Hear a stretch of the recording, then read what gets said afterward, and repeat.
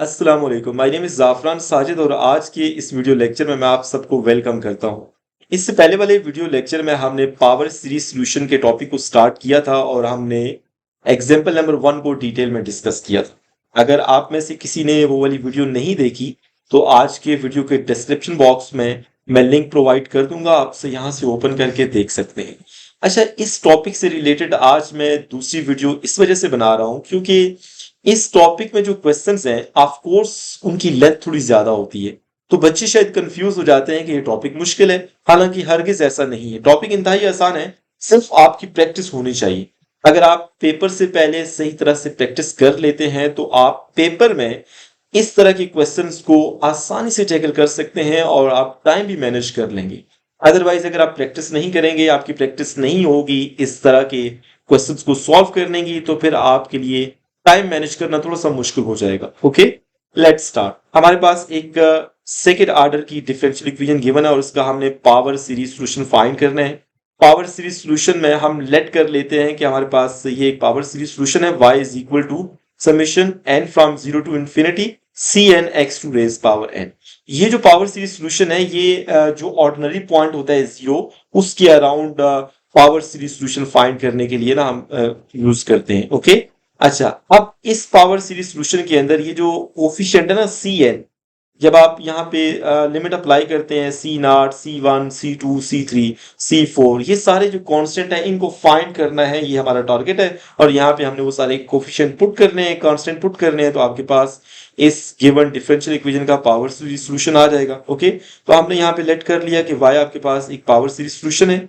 अच्छा, अब आपको y प्राइम पहले फाइंड करना है, फर्स्ट डेरिवेटिव, फिर सेकंड डेरिवेटिव फाइंड करना है। ओके, अब सेकंड डेरिवेटिव को और y की जो वैल्यू आपने लेट की है उसको आपने यहाँ पे डिफरेंशियल इक्वेशन में पुट करना है। तो यहाँ पे मैंने पुट कर लिया। जब मैं पुट करता हूँ ये y डबल प्राइम की वैल्यू है और ये जो वैल्यू है ये y की वैल्यू है, लेकिन मैंने इसको x स्क्वायर के साथ मल्टीप्लाई भी किया है क्योंकि y के साथ यहाँ पे x स्क्वायर मल्टीप्लाई भी हो रहा है। तो यहाँ पे फिर x की बेसिस सेम होगी तो पावर को मैंने ऐड कर लिया, n+2 हो जाएगा। ओके, अच्छा, अब यहाँ पे दो पावर सीरीज है, आपने इन दोनों को यहाँ पे ऐड करना है, प्लस का साइन है ना यहाँ पे, इन दोनों को आपने ऐड करना है।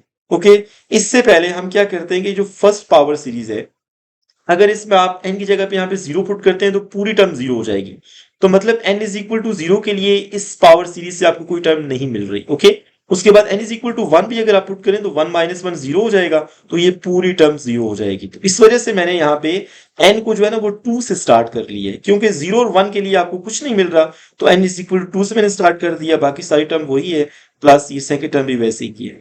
अच्छा, अब मैंने दोनों पावर सीरीज को ऐड करना है। दो पावर सीरीज को ऐड करने के लिए जो दो इंपॉर्टेंट कंडीशन है, पहली ये है कि जो समेशन इंडिसेस है ना वो दोनों के सेम होने चाहिए। दोनों पावर सीरीज में जो समेशन इंडिसेस है वो दोनों के सेम होने चाहिए। जैसे कि यहाँ पे n इज इक्वल टू 2 है ना और यहाँ पे n इज इक्वल टू 0 है, ये दोनों डिफरेंट है। ओके, सिमिलरली दूसरी कंडीशन ये है कि जो x की पावर है वो भी सेम होनी चाहिए। यहाँ पे x की पावर n-2 है, यहाँ पे x की पावर n+2 है। ओके, तो जब आप इस x की पावर में n-2 में जब आप n की वैल्यू 2 पुट करते हैं तो आपको x की वैल्यू 0 मिलती है। यहाँ पे जब आप x की पावर में n is equal to 0 put करेंगे, क्योंकि इस पावर सीरीज में जो n की पहली वैल्यू है वो 0 है, तो हमें 2 मिलेगा। तो इस वजह से x की पावर भी डिफरेंट है और स्टार्टिंग जो इंडिसेस है, जो समेशन के लिमिट है वो भी डिफरेंट है। तो इन दोनों को सेम कर लेंगे तो उसके बाद इन दोनों पावर सीरीज को आप ऐड कर सकते हैं, इंतहाई आसान है। ओके, उसके लिए मैं क्या करता हूँ, सबसे पहले स्टूडेंट मैं लेट कर लेता हूं कि ये जो n-2 है ना ये k के इक्वल है। ठीक है, मैंने k के इक्वल लेट कर लिया और यहां से मैं n की वैल्यू फाइंड कर लेता हूं, n की ये वैल्यू आ गई।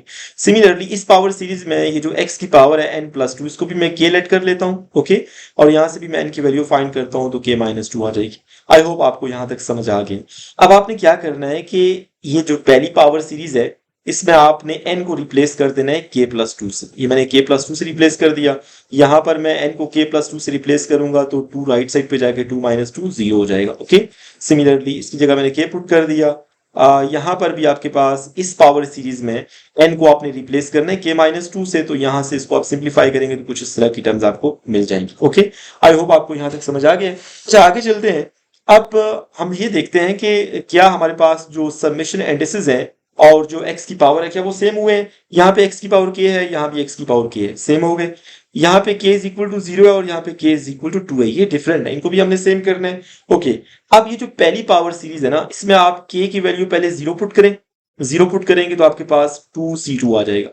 बेशक यहाँ पे 0 पुट करके आप चेक कर लें। उसके बाद k की वैल्यू 1 पुट करें तो आपके पास 6c3x आ जाएगा।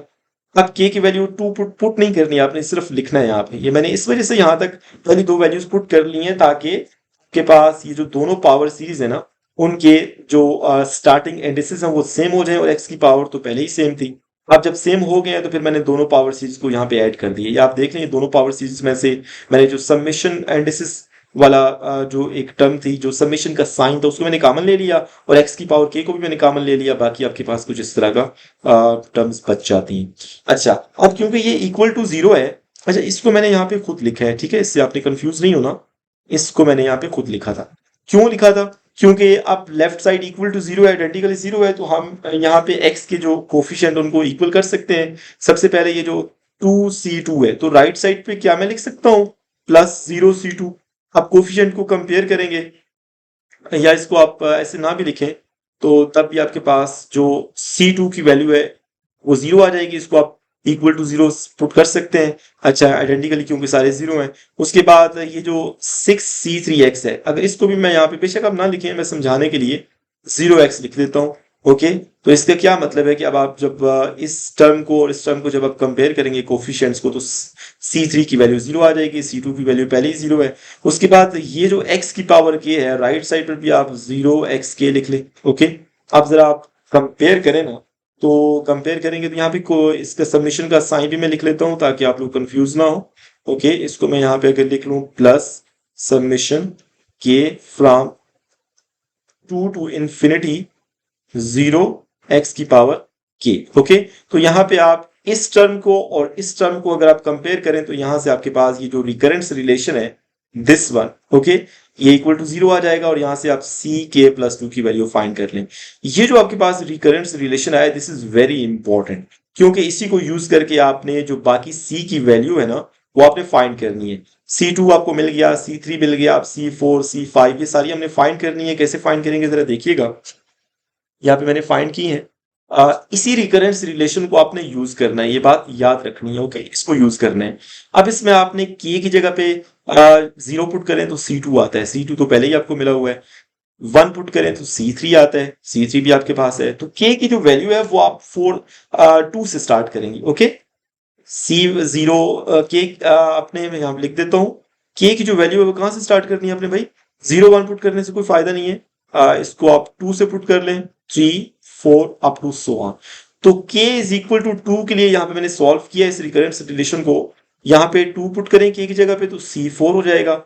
यहाँ पुट करें 2 तो 2 - 2 0 हो जाएगा। यहाँ पुट करें तो 2 + 2 4 और 2 + 1 3, 4 3 12 आता है। तो आपके पास c4 की वैल्यू आ गई। अब k की जगह पे 3 पुट करना है आपने, इसी रिकरेंस रिलेशन के अंदर k की जगह पे आपने 3 पुट करना है, तो आपके पास c5 की वैल्यू आ जाएगी। k की वैल्यू 4 पुट करें तो c6 की वैल्यू आ जाएगी। अच्छा, ये जो आपने c4 c5 c6 c7 ये जितने भी आप फाइंड कर रहे हैं ना, इनके अंदर जो है ना वो c0 और c1 आएगा। ओके, तो आपने क्या करना है, पिछली वैल्यूज को यूज करना है। जैसे कि अगर मैं बात करूं k इज इक्वल टू 4 की, तो यहाँ पे k की जगह पे 4 पुट करें तो c6 बनेगा। c6 इज इक्वल टू, यहाँ पे 4 पुट करें तो 4 - 2 2 आता है। c2 की वैल्यू 0 है, ये 0 हमने फाइंड की है। जब आप यहाँ पे c2 की जगह पे 0 पुट करेंगे तो यहाँ पे ओवरऑल c6 0 आ जाएगा। सिमिलरली k की जगह पे 5 पुट करें तो उसमें c3 की वैल्यू यूज करनी पड़ेगी आपको, ठीक है, तो c7 भी 0 आ जाएगा। ये मैंने k की वैल्यू डिफरेंट पुट की है, और यहाँ पे c8 c9 c10 c11 ये मैंने वैल्यूज फाइंड कर ली है। आप भी बस इतनी वैल्यू फाइंड करें, ठीक है। k की वैल्यू मैक्सिमम जो है ना वो 8 9 तक लेके जाएं। इस तरह तो हम फाइंड करते जाएंगे तो c कभी खत्म नहीं होंगे ना, तो इस तरह से बाकी भी आपने c12 c13 c14 ये सारे फाइंड कर लेने हैं। ओके, अच्छा आगे चलते हैं भाई। अब इन सारी वैल्यूज को हमने पुट करना है, कहाँ पे पुट करना है? जहां जो हमने पावर सीरीज सॉल्यूशन लेट किया था। ये जितनी भी c की वैल्यूज है ना, आपने इनको यहाँ पे पुट करना है। ओके, पहले इनको हम एक्सपेंड कर लेते हैं। लिमिट अप्लाई करें तो C naught plus C one X plus C two X के plus C three X cube and so on. यहाँ पे सी नॉट तो वैसे रहेगा, सी वन भी वैसे रहेगा। अब सी टू की जगह पे जीरो पुट कर दिए तो पूरी टर्म जीरो होगी। सी थ्री की जगह पे जीरो पुट कर दें, पूरी टर्म जीरो होगी। सी फोर की जगह पे वैल्यू पुट करें, ये सी फोर की वैल्यू है, माइनस भी आते हैं। सी फोर की वैल्यू पुट कर दी, फिर सी फाइव की वैल्यू पुट कर दी। ये सारी वैल्यूज पुट करें। पुट करने के बाद आपके पास जो एक्सप्रेशन आएगा ना, वो सी नॉट और सी वन में आएगा, इसके अलावा कोई कांस्टेंट नहीं होगा। ओके, तो आपने फिर जो सी नॉट वाली टर्म्स हैं उनको आपने सेपरेट कर लेना है। ये मैंने इनको सेपरेट कर लिया और सी नॉट कॉमन ले लिया। और जो सी वन वाली टर्म है, जैसे ये वाली सी वन वाली टर्म है, ये सी वन वाली टर्म है, ये भी सी वन वाली टर्म है, इन सारों को आप सेपरेट करें और सी वन कॉमन ले लें, तो आपके पास ये सी वन के साथ वैल्यू आ जाएगी। अच्छा, यहां तक क्वेश्चन खत्म नहीं हुआ। अब बेसिकली जो सी डॉट के साथ टर्म लिखी है ना, दिस वन, इसको मैं वाई वन एफ एक्स कह देता हूं, इसकी मैं बात कर रहा हूं। सिमिलरली जो सी वन के साथ लिखा है, इसको मैं वाई टू एफ एक्स कह देता हूं। ओके, तो इसका ये मतलब है कि जो गिवन डिफरेंशियल इक्वेशन थी जिसका कोई सिंगुलर पॉइंट नहीं था और जीरो उसका ऑर्डिनरी पॉइंट था, उसके दो पावर सीरीज सोल्यूशन हमने फाइंड कर लिए। इंतहा